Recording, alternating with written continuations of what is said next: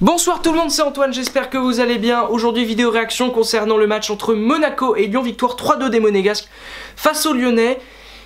C'est un scénario assez dingue, le choc a tenu toutes ses promesses, c'était vraiment très beau, encore une fois sur le score de 3-2, comme quoi on aime bien la variété en Ligue 1. Ça fait 3-2 lors des deux premiers matchs pour Lyon, cette fois-ci c'est pour Monaco quand même, une petite différence. On va parler de ce match-là, commençons par Lyon d'abord, parce que pour moi c'est donc une victoire de Monaco, mais c'est aussi un peu une défaite de Lyon. Lyon a perdu ce soir alors que honnêtement ils avaient tout, mais tout pour le gagner ce match. Tout. Ils avaient tout réuni pour que la victoire aille chez eux.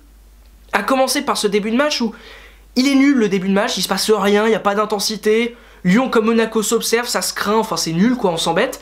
Et puis à la 12e minute, Mariano tente cette frappe des 30 mètres parce qu'il est libre, personne l'attaque, Monaco est apathique. Donc il se dit bon pourquoi pas, j'ai tenté ma chance. Il frappe. Monaco, enfin Tielemans dévie légèrement sa frappe, elle prend un effet méga chelou, elle pourrait sortir, elle pourrait être déviée, sortir du cadre, non, elle reste dans le but, et Subasic, qui n'est pas bon depuis le début de la saison, et ça se confirme là, est incapable de sortir le ballon, alors que il va pas très vite, oui il y a un effet chelou, etc., mais enfin honnêtement, c'était super surprenant de voir Subasic trompé par ça. Donc 1-0 pour Lyon à ce moment-là, truc de fou. 2-0 après avec un but de Bertrand Traoré, pour le coup magnifique, alors que Lyon dominait le match, donc là il n'y a rien à dire, 2-0. Honnêtement moi je me suis dit que le match était plié. Que c'était plié et que ça allait être très compliqué pour Monaco de revenir. Quand soudain, Naby Keita Baldé, j'allais dire Naby Keita, je sais pas pourquoi, Keita Baldé décide autrement et dit tiens je vais marquer. Il met un super but, ça fait 2-1, puis 2-2, penalty, raté par Falcao, mais dans un deuxième temps il le met. Comme quoi les défenseurs lyonnais ce soir ils n'ont pas été bons parce qu'ils laissent Keita Baldé filer tout seul et ils laissent Falcao avec une facilité devant Anthony Lopez tout seul après qu'il a arrêté le penalty. Ça montre un manque de réactivité terrible. Donc Lyon s'est complètement relâché et je trouve ça fou quoi que Lyon était incapable de conserver son score de 2-0 alors qu'ils étaient complètement au-dessus. Il n'y avait rien à dire, ils sont meilleurs techniquement, tactiquement, ils les bouffent au milieu de terrain. Donc c'est assez fou. Mais je me dis tiens le football leur accorde une deuxième chance puisque Keita Baldé, le fameux Keita Baldé, prend un rouge complètement justifié, il n'y a rien à dire, avec 2 fautes grossières qui lui valent donc 2 cartons jaunes.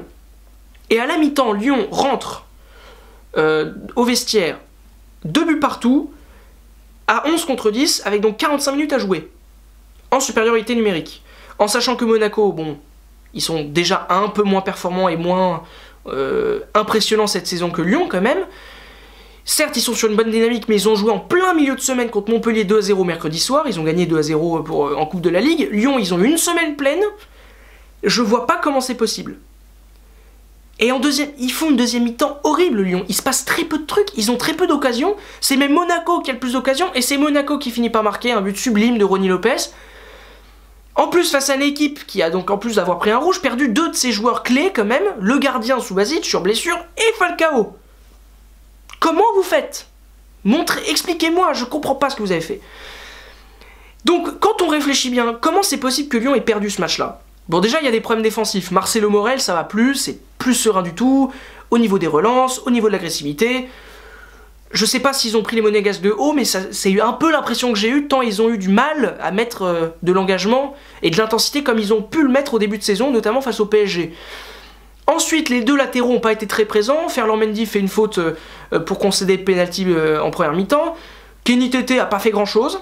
Le milieu de terrain a plutôt été bon, donc c'est pas un problème de milieu de terrain, c'est un problème de défense, c'est pas un problème de milieu de terrain. J'ai trouvé Aouar et Ndombele plus forts ce soir que Fabinho et Moutinho. Donc c'est pas ça. Le vrai problème, il est dans l'animation offensive et c'est Fekir.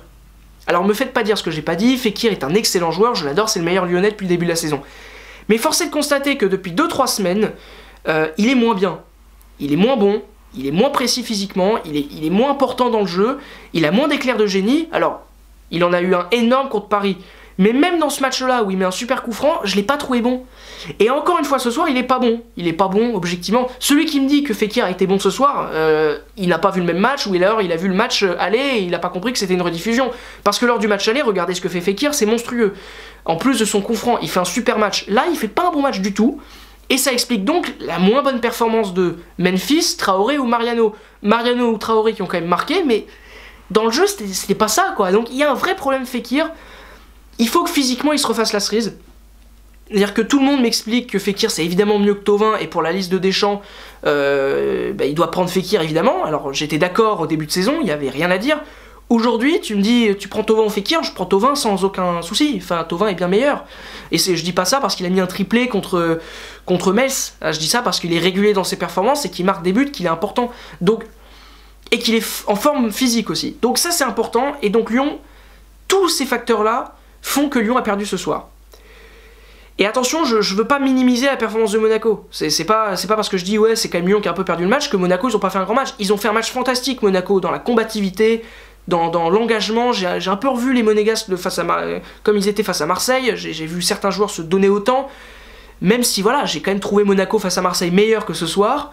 Fabinho notamment, qui a été éblouissant contre Marseille, là je l'ai trouvé très moyen. Il manquait Djibril Sidibé aussi, et là tu vois qu'Almami Touré là il est quand même moins bon quoi. C'est à dire que les 2 buts de Lyon viennent de son côté, il est moins présent défensivement et surtout offensivement.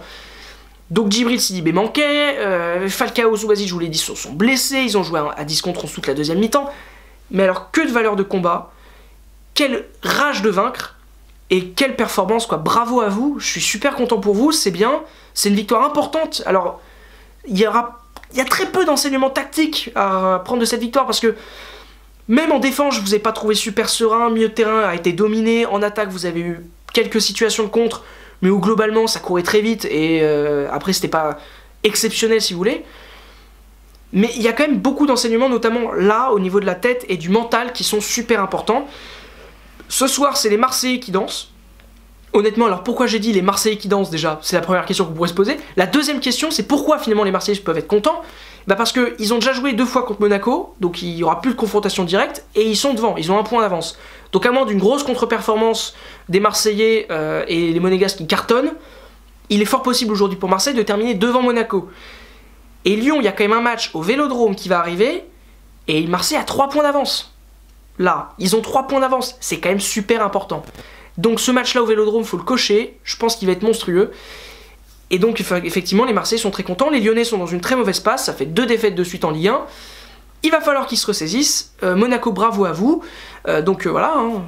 Je pense qu'on peut dire que cette vidéo est terminée. Alors, je vais la terminer d'une manière un peu différente. Je vais vous remercier parce qu'on est 200, ça y est, sur la chaîne Foot News, et ça c'est super cool. 200 abonnés, c'est super. Normalement, pour la chaîne La Prolongue, ce genre de chiffre devrait arriver très vite. Regardez les 2 chaînes s'il vous plaît, regardez, il y a du super contenu, on se marre bien. Au week-end prochain pour un peu de Ligue 1, parce que finalement la Ligue 1 c'est toujours bien quand ça revient. Donc merci d'avoir regardé cette vidéo jusqu'au bout. Bravo à l'Olympique de Marseille pour leur 2e place. Bravo à Monaco pour avoir gagné ce soir. Bravo à Lyon aussi pour avoir... Ouais bah non, pas bravo en fait, hein, parce que c'était pas terrible ce soir les Lyonnais. Hein, c'était vraiment pas bien. Bon, au revoir tout le monde, ciao.